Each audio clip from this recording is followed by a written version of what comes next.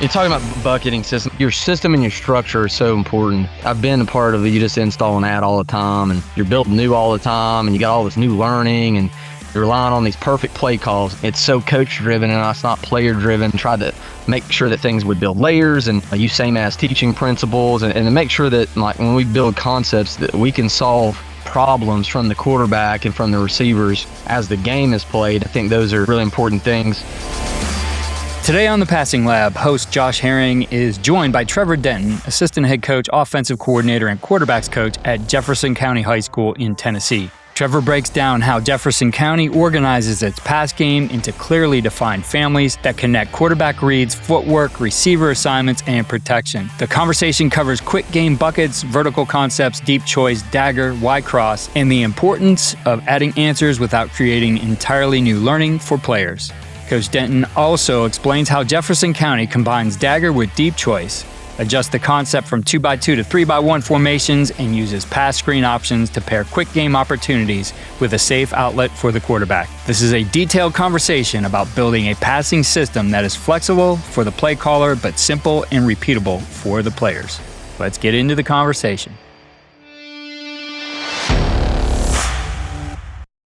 High school coaches, are you still using a spreadsheet to share your players with college coaches? Give your players better college exposure with Story of the Season's new web-based recruiting profiles. On Story of the Season's new recruiting platform, you can build your team's custom recruiting page and add interactive player profiles within minutes. Each player profile has embedded highlights, headshots, custom stats, academic info, huddle links, contact info, custom coach comments, and more. College coaches can see everything about a recruit, all in one place. Setup is quick and easy, and you have control over everything. Your coaching staff can collaborate, update, and edit all season long. No wait time, no extra charges, and no irrelevant links. The best part, Story of the Season is offering a free trial until 2027 to any interested coach. No credit card or commitment needed. Then pay as low as $39.99 a month. Want it free forever? Become a Story of the Season media guide client and get recruiting profiles at no charge. Don't wait. Set up your profile today at recruiting.storyoftheseason.com or visit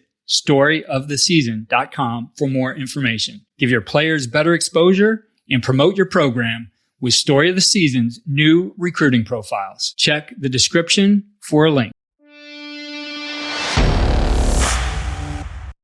All right, guys, welcome back to another episode of the Passing Lab. Excited about this one, man. We've got some great guests this season, and the guy we've got today is one of those guys, a name people need to know in the coaching profession, Trevor Denton, who's the OC quarterback coach, and I believe now the assistant head coach at Jefferson County High School in Dagger, Tennessee, a 6A school in Tennessee. They've had a lot of success offensively. He's also the director of the Smoky Mountain Football Clinic, which you guys, if you're in East Tennessee, the Carolinas, North Georgia, up that way, you need to check it out. It's a great clinic. They've got a lot of stuff going on, great speakers, and the price is right. So you guys need to check that out. There's an X page for it, and I'm sure there'll be stuff in the new year coming out about that. You need to check it out. But Trevor does a great job in the passing game as well as running that clinic. So Trevor, super excited to have you on the show.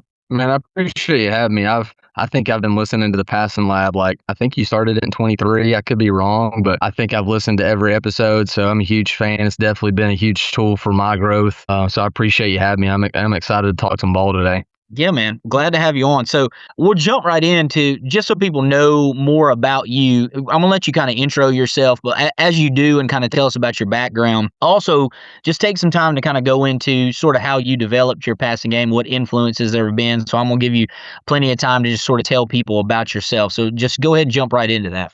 Okay. Well, first of all, I'm a graduate of Jefferson County High School, so I'm at a place that's home. So that's that's a cool experience to have. I actually graduated there in 2010, had some opportunities to play some small, lower level college football. And at that time in 2010, like the financial aid, definitely not what it is now. And I had some better opportunities academically at the University of Tennessee. So that's where I ended up. And so I was there for 6 years. I took a couple extra victory laps just because I didn't know what I wanted to do. And so kind of coaching and that kind of intermingles because in the, I think it was the summer going into this 2013 school year, It was just kind of like refereeing some ball around town in a rec league. And a guy that coached me when I was at Little League, he was going to be the head coach at the local middle school where I also went to school. And I was like, man, I'd miss being around football so much. And I was like, man, I just want to be a part. Like, I'll come coach quarterbacks. And he was like, yeah, let's do it. I was there for like 2 weeks, and then I was the offensive coordinator. So I don't know. He never really hired me. I just kind of like embraced the role, and it was me. And so I was coaching in the middle of college. I had switched my major at that time. I was going to do so you could get a math degree and get a minor in education. And I was like, I'm going to do this. Like, let's just go for it. I kind of liked a couple experiences I had teaching, and I was like, I think this is for me. And so I taught, just like your 2-week segments here and there, and I was like, I like it. So coaching during that time, that was really hard. Like going to college, and I was driving back home about 45 minutes to coach during the fall. So I did that for 3 seasons, and then when I graduated, that's where I actually got my first teaching job, was at that middle school, and that's where I coached. That my 4th season was at Maury Middle School, and had the opportunity to be a teacher, which was really cool. It was much different being in the school than out of the school, so I really enjoyed that. And so in that same year, in 2016, Spencer Riley, who is still our head coach, had just gotten a high school job. I didn't know Spencer. I knew of Spencer. He was an All-American at Jefferson County, and he had played at the University of Tennessee, say like 94 through 99, Central National Championship team. So I definitely knew who he was, but we never met. And he was trying to get his staff like he wanted it, and had opportunity to get in contact with him, and we sat down and talked. And I think there were some people that he trusted, that thought enough about my character and who I was and about me as a coach, that gave me an opportunity. And we had that conversation going into 17. Is like, what do you want to coach? And I told him, I was like, man, I really want to be an offensive coordinator, and I don't think I'm ready, because I need to coach offensive line. And man, I've been so blessed. What a blessing.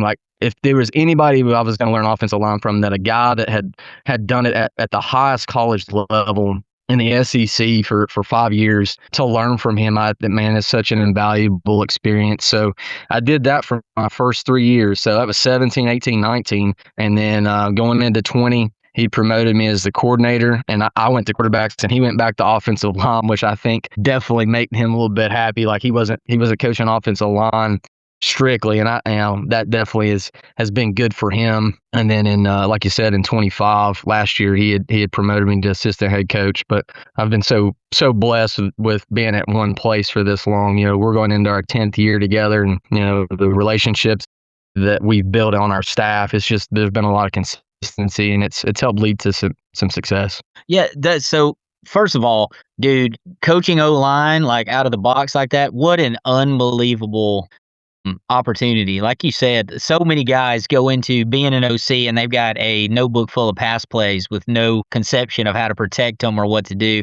And that's really the secret sauce. So that's a really cool experience. I wish more guys had that experience. I got thrown into sort of the same thing where I had to, my first year, I was coaching varsity and middle school. And the middle school program that we had, I was the offense coordinator, defense coordinator, and special teams coordinator. So with one assistant, there was nobody else to coach the offensive line, and I was like, I can't do this going in, but it's the best thing that ever happened to me. So seeing it, having to coach that from the ground up, great experience. So no doubt, and you've got a great O-line coach to learn from too. So really cool. Being that you haven't moved around, as we've had guys on the show, that have been 15 places, and you haven't been a ton of other places, but you've got a sophisticated system that's got all kinds of cool ideas from all over the place. How did you, as an OC, kind of grow into developing your own thing at Jefferson County and like being unique and different without maybe having all the different moves that a lot of guys your age might have? Yeah, I kind of think back and just reflect on, just the kind of the journey to get to where we've gotten. And, honestly, I owe a lot to Spencer. He coached college football and PC, and he's just so many connections. That's definitely he's been an influence on my coaching, not just from an offensive line perspective, but he's helped influence me because he could put me around the guys that I needed answers from. And, he's been so good to me in that aspect. So that's obviously been a key to it. And I've met guys along the way like Ben Fox at Maryville College, and learned and picked his brain, and I know you've had him on the show before, Tracy Malone. Like, I think when I first became a coordinator, like I could call Tracy and ask him a random question out of the blue. It might be the most simplest of questions or the most sophisticated. He'd answer every question I had. And I think when I really started to kind of like grow was, I think 21, 22 ish there. I had someone who bought R4 for me. And obviously, Dub, obviously he's I think impacted the entire landscape of coaching and what he talks about with the pass game. But being able to have that platform and dive in, I started to really learn a lot about, route space, route timing, right? Time, the drop of the quarterback to the route timing, the resetting of the feet, man, all that stuff. Like, I still think about those things. I'm not just saying it because you're hosting. Long before we ever met, I can remember watching stitch and squeeze and circle read and, shallow screen. And I think champ concept that you had. And so long before we ever did this, man, I was learning from you long before we ever met each other. So, you and Dub definitely, and the things that you guys have produced have influenced me. Another one, I know Herbert Davis, but before I knew Herbert, I knew his receiver coach, John Weaver. I don't know if you know Weaver, but I think there's some culture stuff that I was diving in, but then we started kind of talking about pass game, which kind of led to fast and wide and Randy Jackson. And kind of learn the deep choice game. And man, I just so many different paths that have crossed and just taking little bits here and there and making it fit the place that I'm at and making it make sense in a way that I can teach it and get across to kids. It's just in a culmination of a lot of really good minds, and nothing's really my own. It's just been borrowed and tweaked to the way that I understand it and the way that our kids can really understand it. There's so many good lessons there you can take. I remember, one of the things I think about is your circle that you create of guys that are outside your own staff and guys that you can go to and talk to and ask questions. I was at a program at one point that was on the fast and wide system, and they had the WhatsApp group, and the amount of knowledge that you would have in there from guys. And it's like anything, you got to filter. When you have anybody that can just talk in a giant group chat, you're going to have absolute nonsense, but you're going to have nuggets of just brilliance and things. And so, a guy told me the other day that, your group chat circle is who you are as a coach. I don't know if that's true, but it's an interesting concept that who all you're talking to and who all is influencing you. I mean, it can just have such a big impact on your career. That's really good stuff.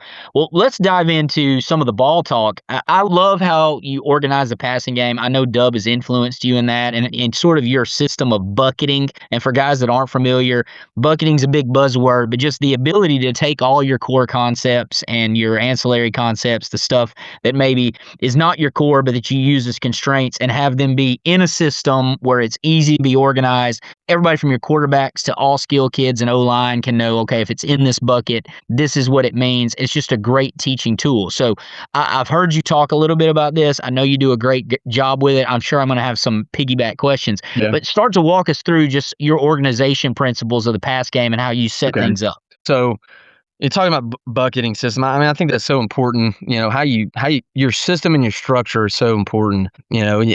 I've been a part of it. You just install an ad all the time and you're building new all the time and you got all this new learning and you're relying on these perfect play calls. And if this isn't the right call for this coverage, then, it's so coach driven and it's not player driven.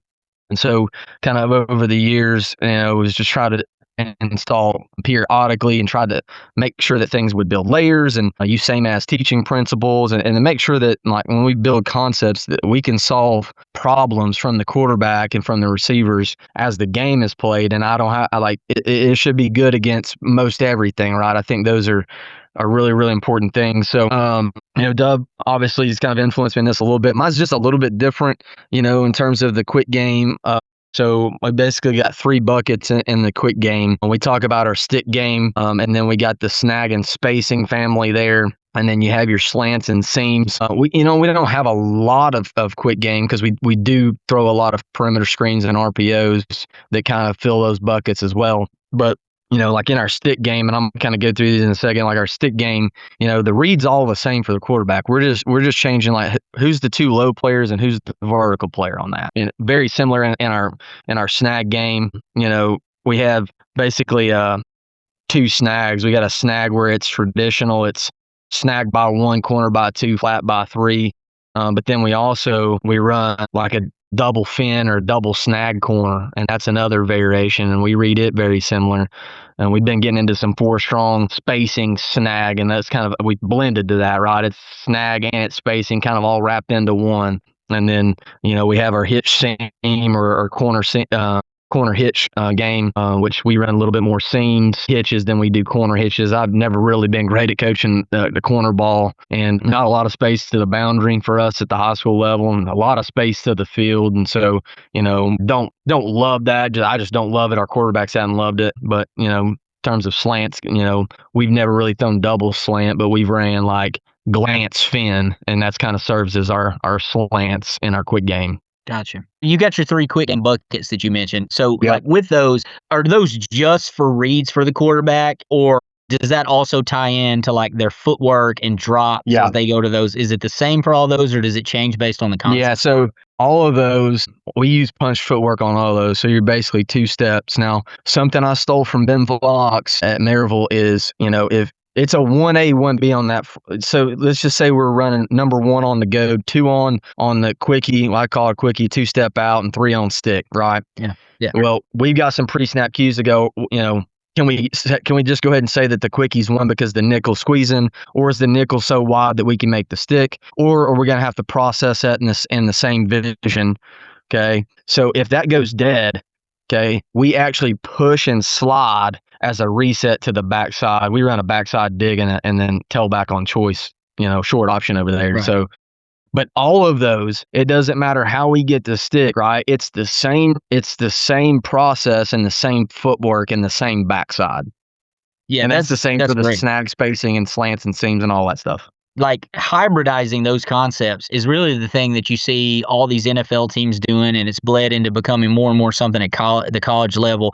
But the ability to give quarterbacks an out rather than the old days of either mirrored quick game, or you've got, the same timing on both sides and you've got to determine pre-snap which side to work. Yeah. One of the things that coaches are just going to is, I feel like, hey, I can do a better job of what I think is going to happen, and I'm going to give him that to the play side, and then I'm going to have these backside bailouts off drop back time. So I love that you guys are doing.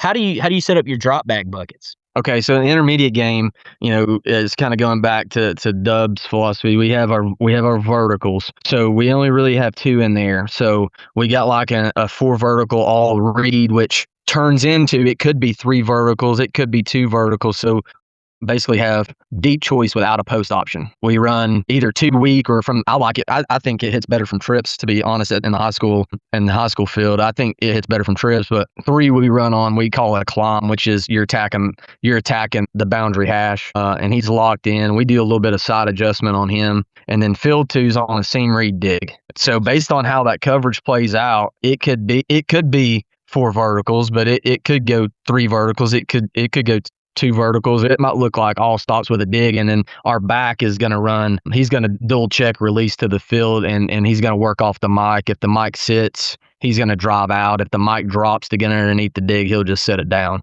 So that's like a 4 vert, but like a 3 vert at the same time. So I don't have to have another play to have 3 verticals. And then in that same bucket, we have middle read, which is definitely 3 verticals. You got, outside receivers got choice, and then your slot or a number 2 from somewhere is got middle read.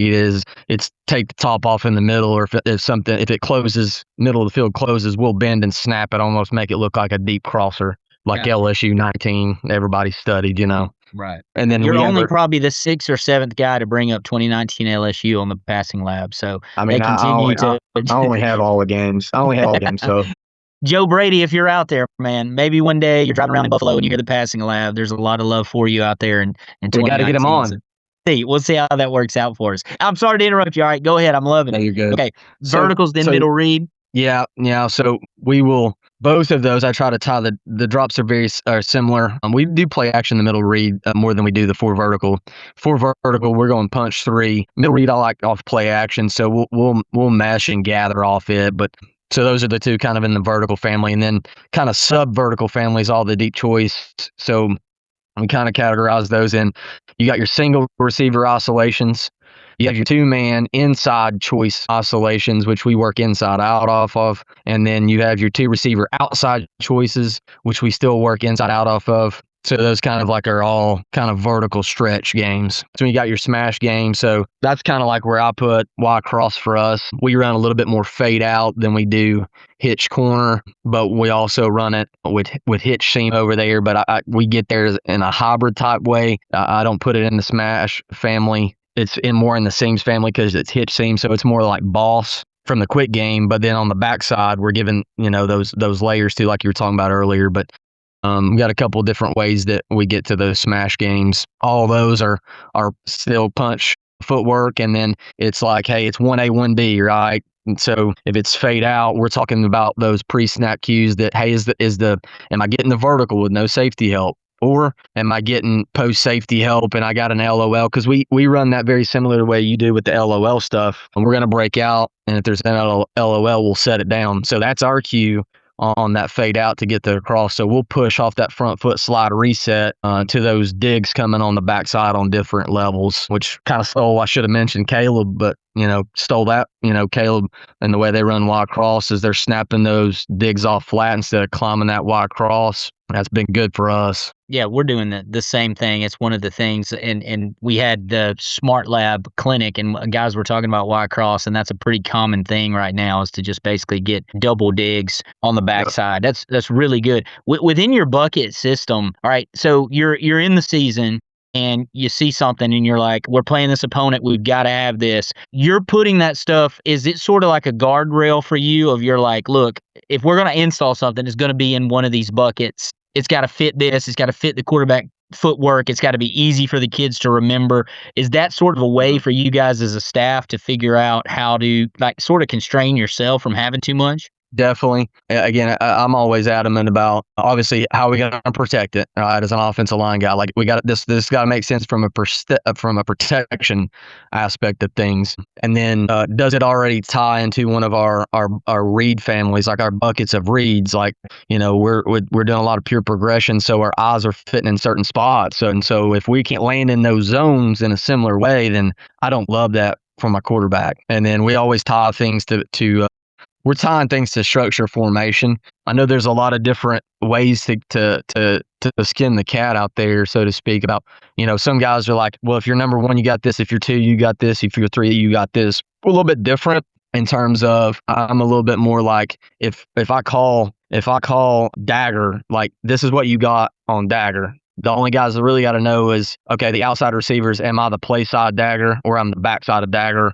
We try to keep that consistent. What allows us to do is tying things to structure and formation and doing that. I feel like we play with some tempo, so they don't have to look around and worry about where they're at. They just know how to run that route from the alignment they're in. And then tying it to the structure of things, we can start to mix and match. Like I can put any 2x2 with 2x2 as long as, right, guardrails, as long as it fits within one of the read families that we carry. Gotcha. Yeah, that's really good. Since you brought up Dagger, I know you're a Dagger fan.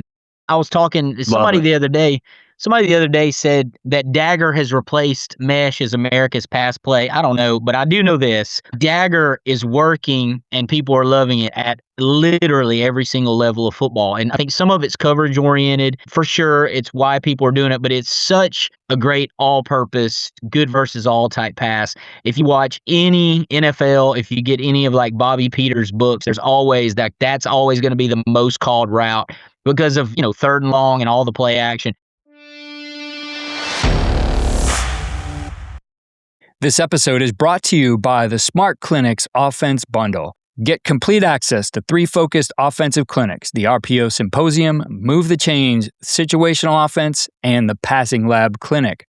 From building and adjusting your RPO system to situational game planning, quarterback development, protections, and passing game structure, the bundle gives you practical ideas you can teach, install, and carry into the season. Get the complete Smart Clinics Offensive Bundle today at smartclinics.coach and coordinator.com/offense or click the link in the show notes.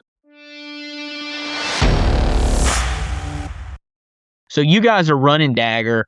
Let's deep dive on that for a second and kind of talk us through just your package, how the whole thing works, and I'll ask questions as they come up. Okay. So when we start, I will say we have already taught the 4 verticals, and we work a key progression off the boundary safety or the weak safety. And so when we run the 4 verticals, if you get poached from the weak safety, then we'll work the isolation. If not, then we'll work the field, what I call a vertical triangle. We'll work that climb route, that seam read in the back. Well, so we come out of that and we go, okay, now let's put in Dagger, and we read it the exact same way. So we're going to start in 2x2 with it. So let's say we're going to run it, ball's on the right hash, and we're going to run it to the field to the X receiver. So we would just, say we're running X Dagger here. So we're going to run our number 2, our slot receiver is going to run a middle clear, which all intents and purposes is basically skinny post. And we run our dig at 15. So that was kind of like the learning of it is 10 was not enough. Obviously 20 doesn't time out well in high school, and 15 was a sweet spot.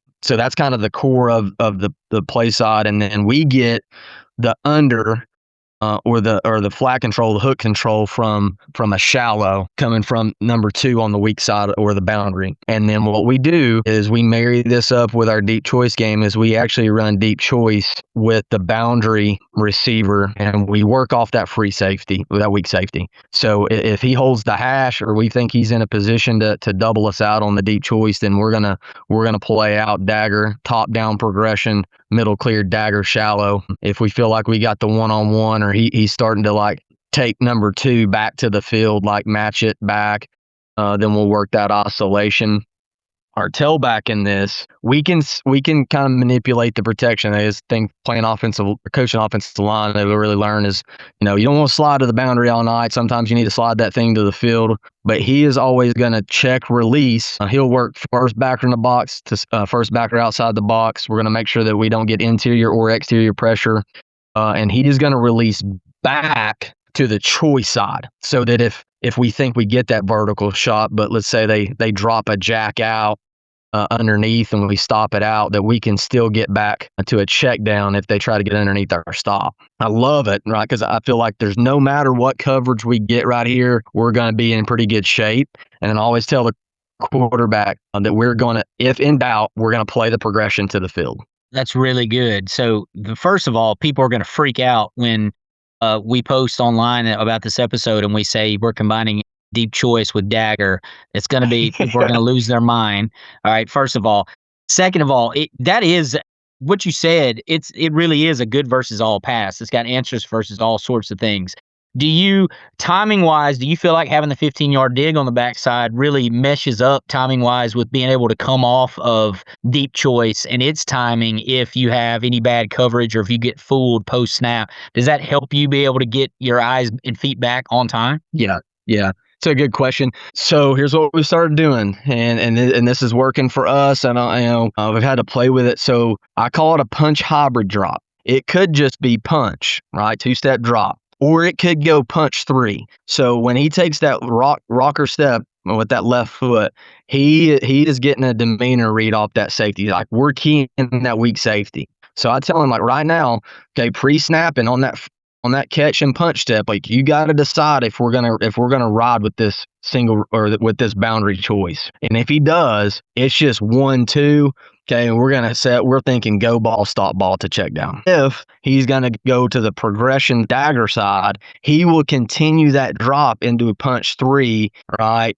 Rhythm throw the middle clear. He's going to reset one time to the Dagger. He's going to reset that last time to the under or the shallow. So it's a drop can vary, but he's trying to match that drop with his key progression and read too. That's fantastic. Yeah, that's really, really good. Do you ever flash fake or anything, play action with this, or is it something where you feel like I've got to have my eyes really, really up and I've got to be able to see the safety, or is it pretty easy to just flash fake to the back and try and hold linebackers with it?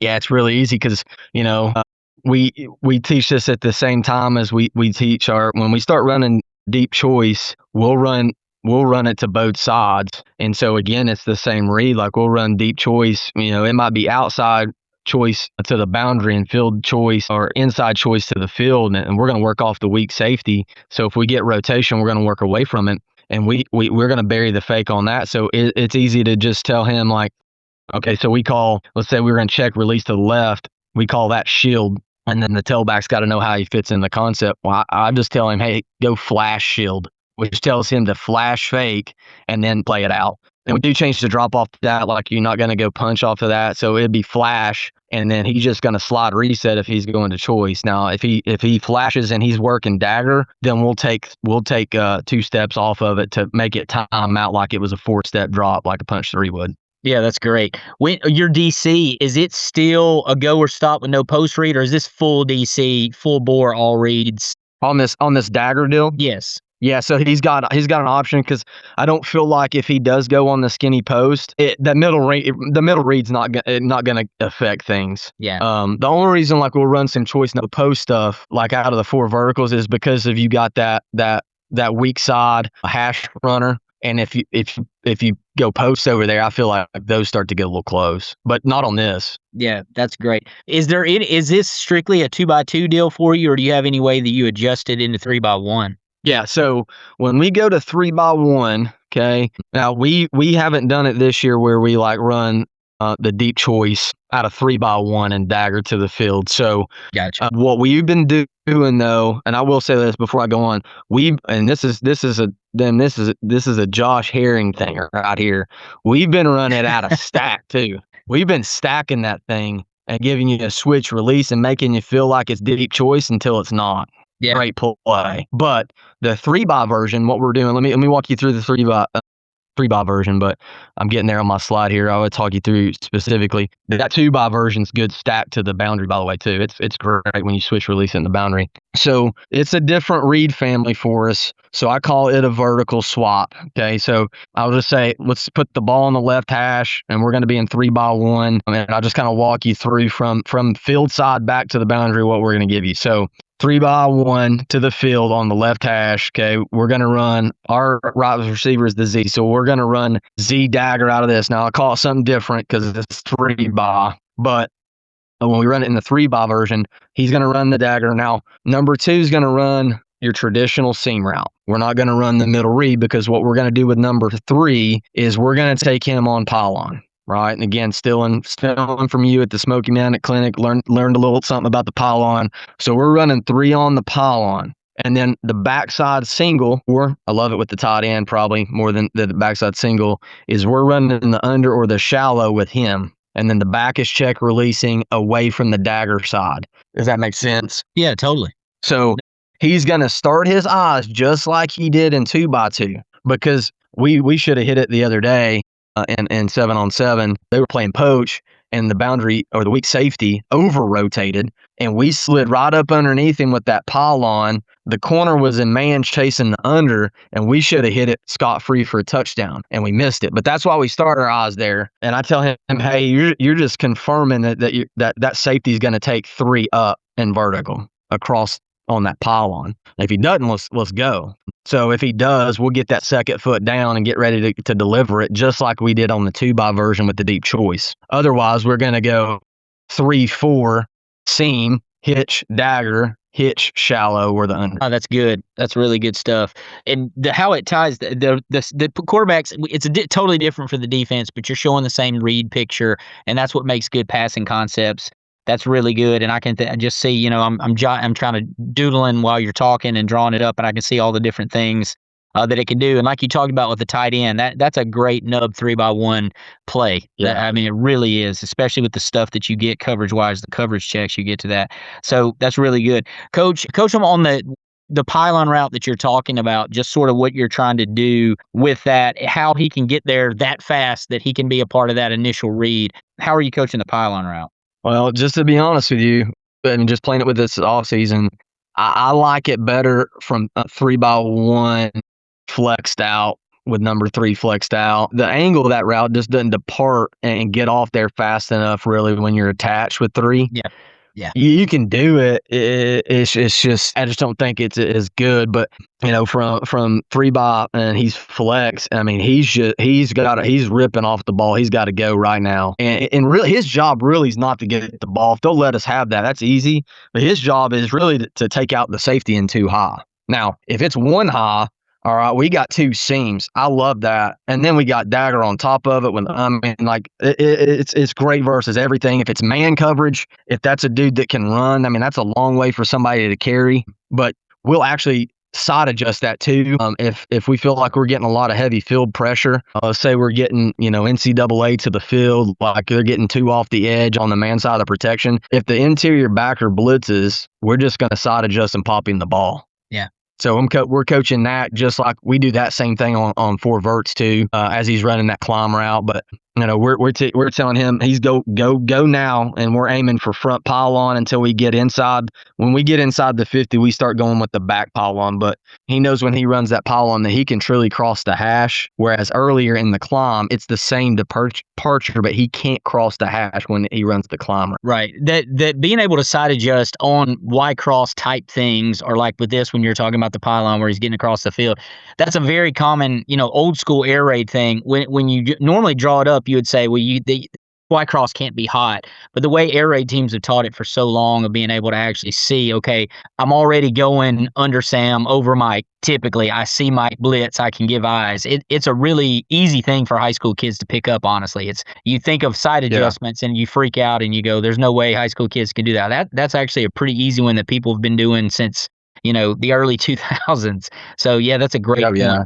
Really good coaching. Yeah, and we don't really do it on anything coming from under Sam, where we're already under Sam by 3 naturally in the nickel. That's kind of like that's what works for us, and we don't teach it on anything else other than that. And it's right in our line of sight, really, because we're looking at that window and that route coming in. We should be able to fill that and get it out pretty quick. I want to jump in something else. Yeah, that's some great drop back stuff. I want to jump in something I think that you guys do that's unique. I think I've researched a lot of this off season. I just don't think enough guys are doing it because I think it's stealing, honestly, which is pass screen options and tying in things like quick game on the side with a screen opposite that. So this is really a new thing, I'm sure, for a lot of guys listening to the podcast. So I'm going to let you kind of walk us through what you guys are doing with that. I think it's really cool, really unique. Yeah, so the first way that we install it is we throw a slide side screen to the back. It honestly looks like the back's going to run like option off the backside of our stick game. And he just kind of like trying to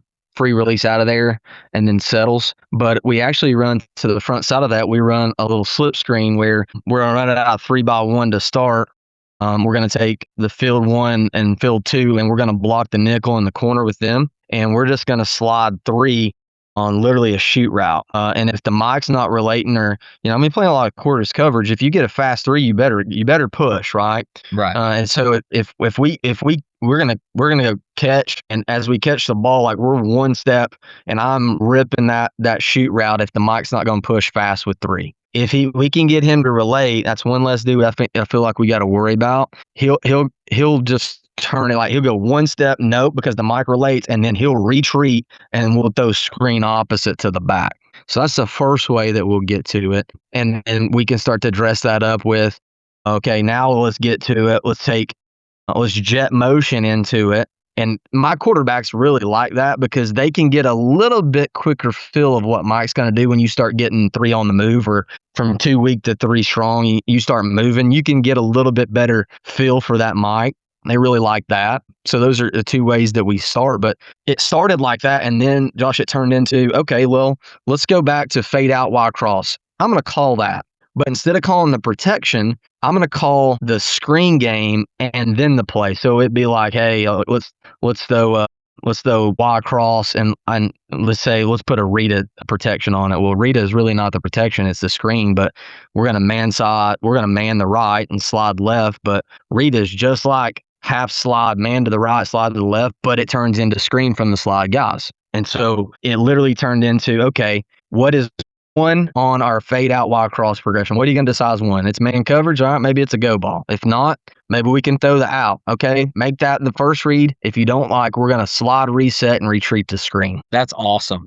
So I got 2 major questions. The first one, yep. So you're saying it ties in with your protection. So who are you releasing into the screen when you're on the screen side? So it's Rita, and let's say that's the screen side. Who are you releasing O-line wise? Okay, so say it's Rita. We'll actually go the right guard and the right tackle have 1 LOS and 2 LOS, just like you would in half man, half slide. So if the center starts the slide, so the center, the left guard, and the left tackle, they're on the slide side. They're the guys that are going to get out on the screen. Gotcha. And so I mentioned this, and we actually tried it in the spring as It used to always be like, hey, tackle, sidewalk, guard in the alley, and center. He's your pill guy. Well, what I started to learn is how those guys come out of there based on pressure in the front. They come out at different times on different scenarios. So we'd started playing around with almost like you would on if you teach punt this way. Whoever gets out first,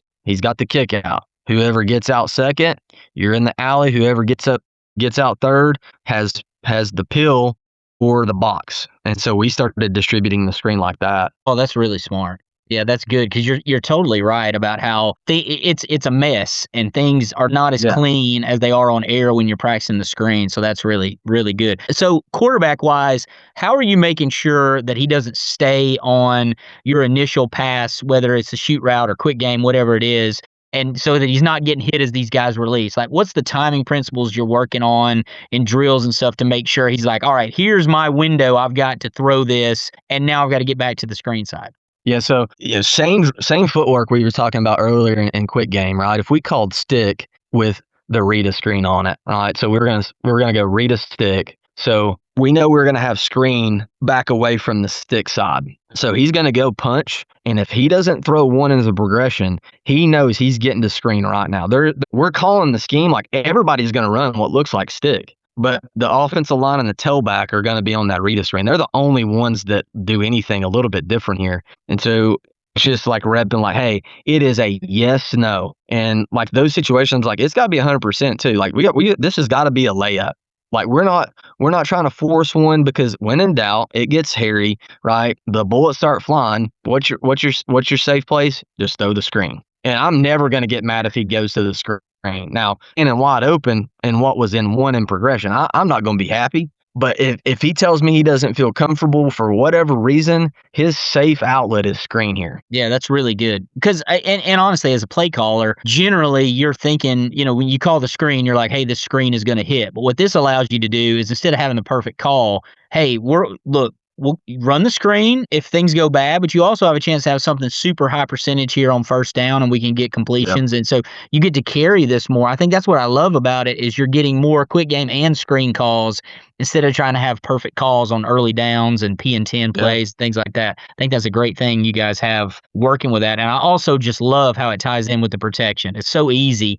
These guys slide. It looks the same to the defense because a lot of times on slow screens, you're having to coach up kids of, look, so we can get our guys out easier. Let's make sure if we're running traditional slow screen that you guys are all sliding to the side, as you fake your pass pro or whatever. Like this, it's all built in. That's what I love it. It's really easy. So kudos to you guys. The thing that really helps, I appreciate it. I think another thing that helps is like when you just call screen, I've done that. It never felt like pass. From a defensive perspective, like I want them to think, okay, man, they've already hit us with stick twice, and here it comes again, right? Right. It's the same thing with our run actions. We want it to feel just like the same run that we hit them with, and now they screened us off of it, right? It's got to feel like whatever you're trying to sell, you got to make it feel that way. And I think this from both the receiver aspect and the quarterback aspect, because his eyes are somewhere.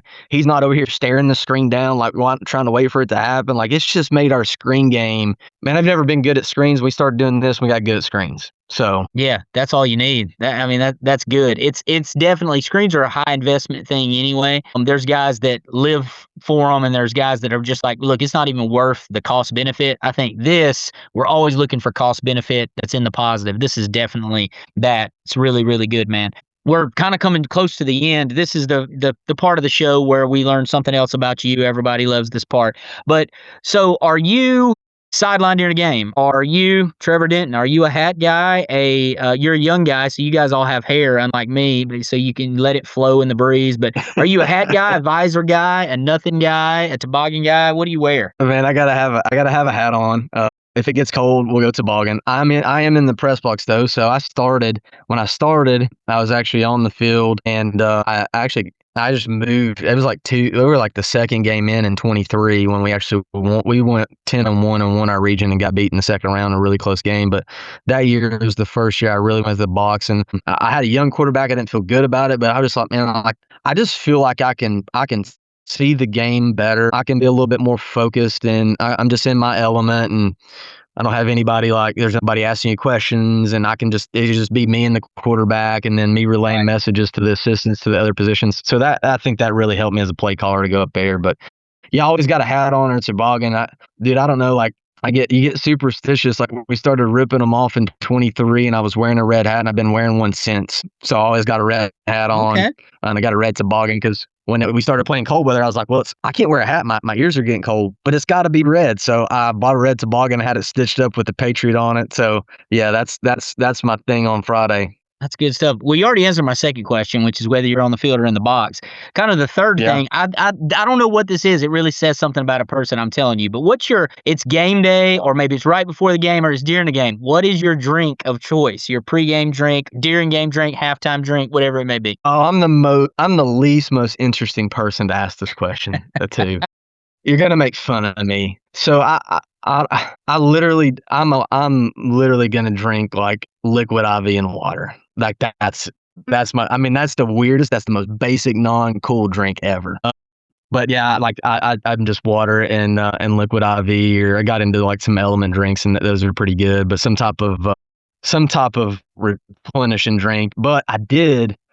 And that's a ritual thing. It started in 23 too, kind of on our run there, is started drinking Sprite during the game. I don't drink soft drinks at all, but I'll drink Sprite on a Friday in the press box. So that's my on-cool drink that I have. I did start this ritual of like fasting on Fridays, and I know that's a little weird, but man, I feel like I'm so much more I'm sharper and more level-headed, and my mind, I don't have brain fog on Fridays when I do that. And so, man, that's been really good for me too. Well, first of all, you're in shape, man, because if I fasted completely on a Friday, I try and do a little bit of it. If I fasted completely, I would pass out sometime in the middle of the game. So no, I just got to get the pregame meal. I usually don't eat breakfast. I get the school lunch, and I can go. I can't go that long, but 12 or 14 hours. But I skip the pregame meal, so I'll eat breakfast and lunch, but I skip the pregame meal. That's kind of my thing. About the water, you are right. That is not cool, but you're going to live a lot longer. You're going to live a lot longer than the poison the guys your age are putting in their bodies before a game. So I respect it totally. Good for you being an old soul. Just drink some water so you live. I will admit, before that, it was Ghost energy drinks, and it was the blue one that tastes like the Sour Patch Blue Kid. Man, I used to hammer those before the game, and I actually got really bad sick in 24 with appendicitis and went to the hospital for like 2 weeks, and that's what changed it, honestly. But I'm just as bad as everybody else. I used to rip the energy drinks. Yeah, you guys be careful with those. Drink your water or just get coffee. We get the old man's energy drink, which is what most of us go with. So, dude, it's so much fun. You got a great thing going there. We're going to be following your career. You keep doing better and better stuff, man. It's a great scheme. It's great teaching. Really enjoyed having you on. Don't be a stranger. And I know guys got a ton out of this. And so we'll be keeping up with what you got going on. Yeah, I appreciate you having me. I got to get you back up to the Smoky Mountain Clinic again next year, man. I really appreciate you doing that for me, and it's helped connect us. And I'm so appreciative and grateful for the connection and the friendship that you and I have struck up just from that. Yeah, there's my last plug. Guys, you go up there, you're near Pigeon Forge and Gatlinburg. Your wife can go to the outlets. Your kids can ride all kinds of mine trains and things, and you can go talk ball. It's a win-win for everybody. So check that clinic out. Really appreciate having you on, man. You did great. Thanks, Josh.